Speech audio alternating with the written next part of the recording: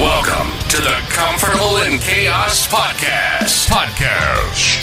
Strangle your demons and let's go. Y'all need Jesus!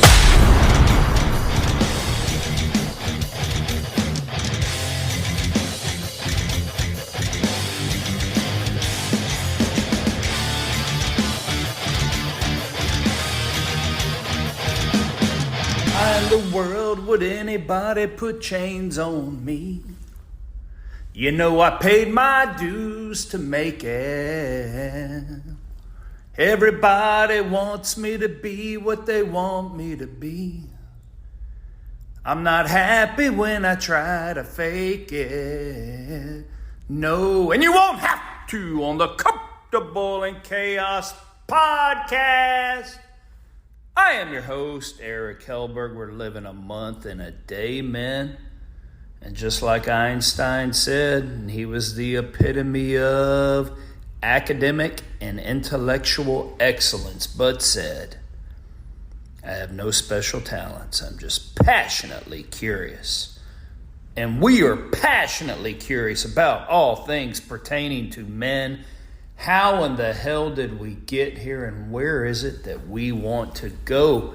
Let's begin with Proverbs 21, 9 through 19. It goes on a bit, but it begins with Solomon, the wisest man on earth, saying, it is better to live on the corner of a roof than with a quarrelsome wife. Now, granted, Solomon had many. He knew a thing or two about women. Now, I don't know how that worked back in the day of the Old Testament. I honestly do not.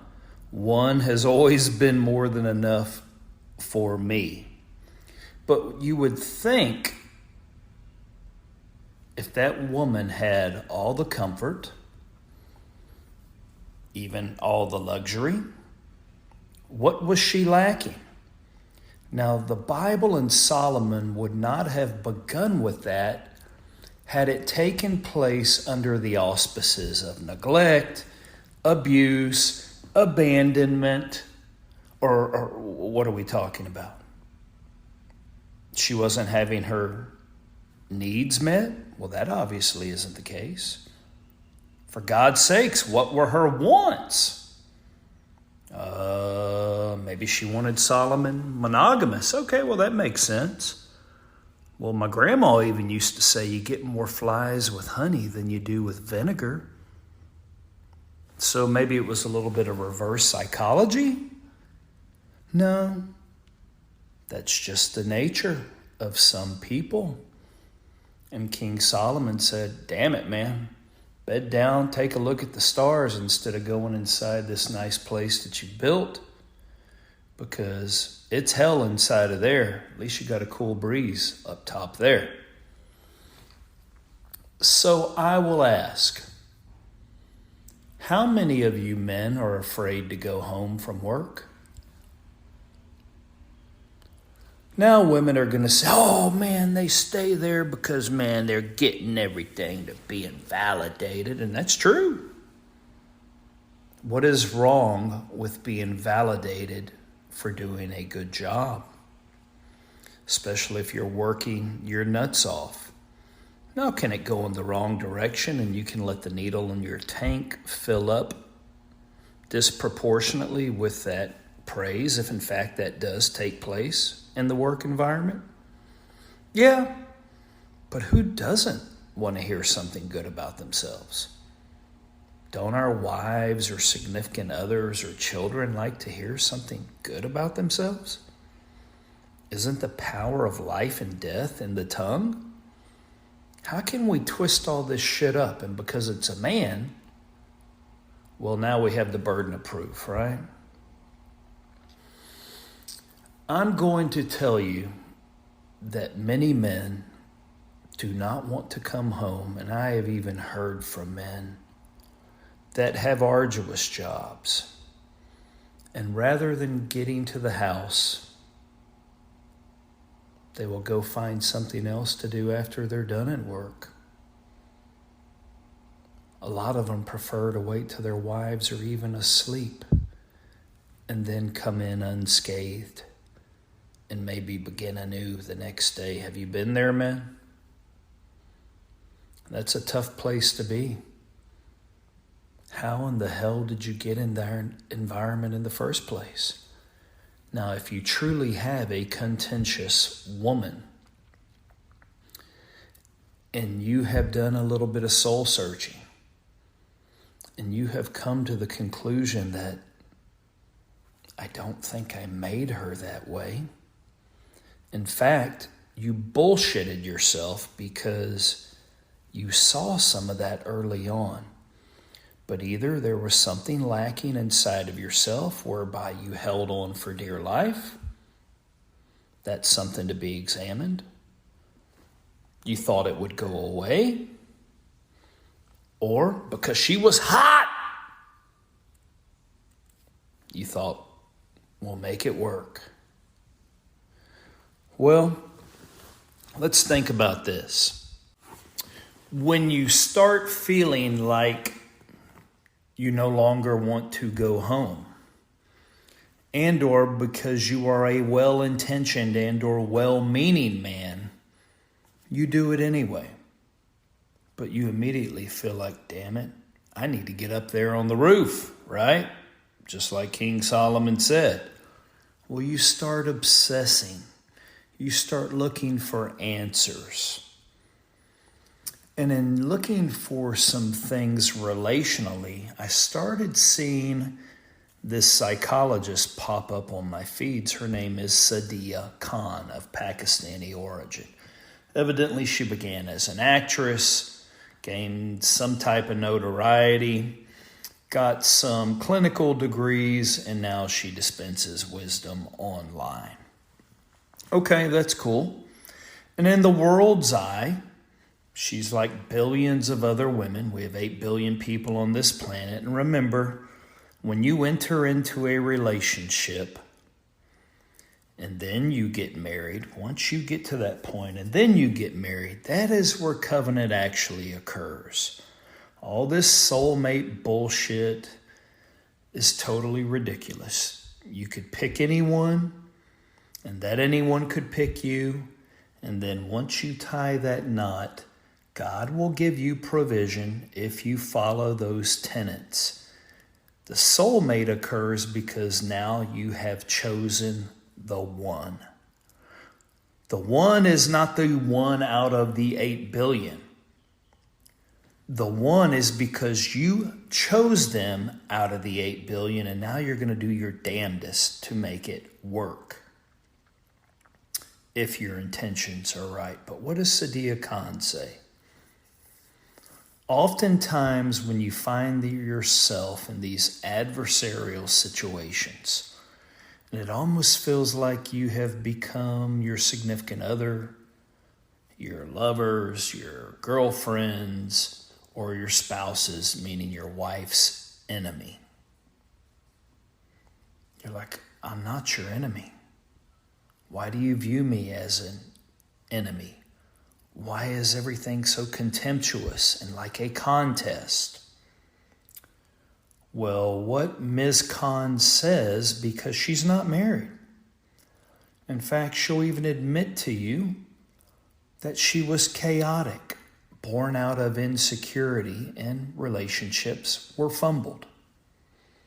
And in the world's view, she's an attractive woman and therefore would be highly desirous. Okay, well, it hasn't worked for her either. She says you were not competing against that woman. You were competing against her childhood. And if it was born and continued on in strife, i.e. chaos, no matter how good a man you are, no matter how well you treat that lady, no matter what you attempt to do for her, and you will see this in the formative time of the relationship and or the formative years, whereby, unless you did something unscrupulous, nothing disadvantageous could have taken place. But yet there is always something. There is always a problem. What Sadiya Khan says is that you are competing against that childhood whereby no matter what you provide, if in fact it is good, it will be shaken off. And this girl, this lady, will always find a way to sabotage what should be contentment and keep you within that realm of chaos, i.e., comfortable in chaos. Therefore, and we've done episodes on rules for dating, 3-part episode. So what I am saying is, if they come from a lack of stability, you can provide a preponderance of the same. Do everything to provide that stability, and it will be shirked off, shunned, in fact, dismembered. And if you are in the predicament such as what we have been talking about today, here's what I advise you do. You got into this situation for a reason. You have the answer within you. Could have been initially a lack of boundaries to begin with, a lack of self-esteem to begin with. But if you have allowed this to go on,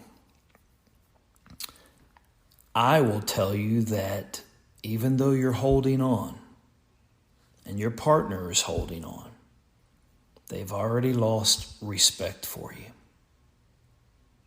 And without that, you have nothing. So here is a chance to reinstate it, and let's use a worldly term, to maybe bring some harmony back into the relationship and or to turn this battleship around. And we know it takes a bit of time. So go ahead and get you a legal pad. Hell, put the notes in your fucking iPhone. And here they are. You start off by coming home early this time. And you say, honey, I've been working my ass off trying to make you feel loved, comfortable, stable, right? The big word of stability, whereby you have none. And I have realized that this inordinate focus on your wants and needs does not seem to be paying dividends. So let's concentrate on mine a little bit, and perhaps I'll be able to do a better job of providing for yours. Here's what I'd like to hear from time to time, and you go ahead and interject these when you think is most appropriate. Number 1, and this list is not exhaustive, and there are many more, but we'll go through a few.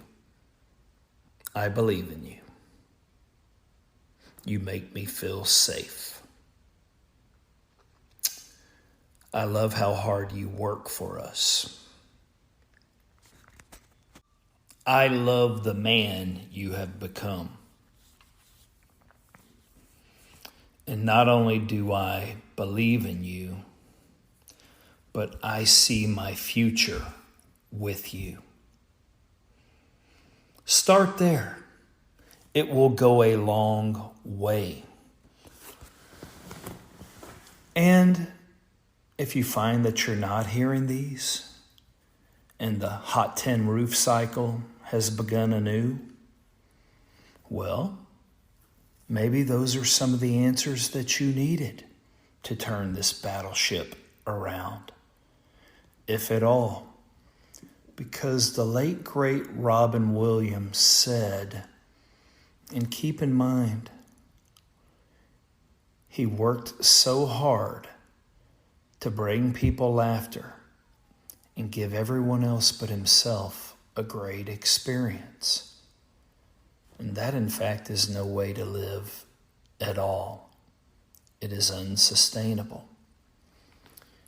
He said that his greatest fear, and now, men, this could simply be why you latched on in the first place, was to forever be alone.